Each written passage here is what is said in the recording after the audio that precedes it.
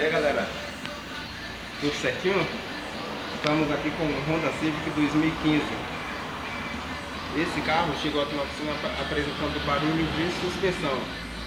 Andamos com o carro e achamos até que seria o barulho em amortecedor. É o mesmo, digamos que é a mesma característica do barulho de amortecedor. E não é, é simplesmente bucha da balança. Você vai colocar fenda, vai forçar, vai mexer na roda, vai fazer os cambais e o carro não vai aparentar que a bucha está ruim. Até aqui na minha mão já se mostra que é uma bucha rígida.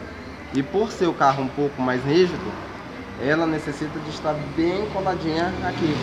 Detalhe, essa peça tem posição, se você colocar na posição errada, vai só perder tempo.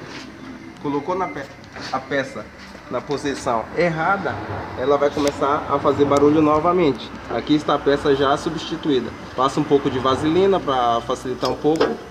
E aí daí para o barulho. Beleza? Deixa um joinha aí pra gente. Valeu, galera!